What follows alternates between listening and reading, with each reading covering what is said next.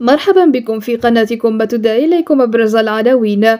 بلاغ جديد من وزارة القصور الملكية والتشريفات والأوسمة. قبل ما نبدأ في التفاصيل ما تنسوش تجيبوا الفيديو واشتركوا في القناة باش يوصلكم دائما كل جديد.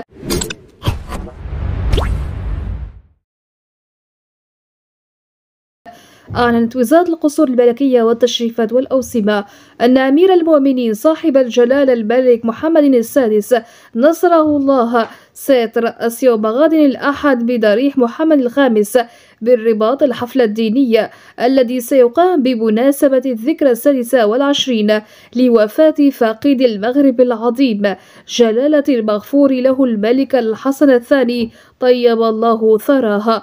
وفيما يلي نص البلاغ، تعلن وزارة القصور الملكية والتشريفات والأوسمة أن أمير المؤمنين صاحب الجلالة الملك محمد السادس نصره الله وأيده سيترأس أعزه الله بضريح محمد الخامس بمدينة الرباط الحفل الديني الذي سيقام بمناسبة الذكرى السادسة والعشرين لوفاة فقيد المغرب العظيم جلالة المغفور له الملك الحسن الثاني طيب الله ثراه يوم غد الأحد 9 ربيع الثاني 1446 هجرية الموافق لل13 من أكتوبر 2024.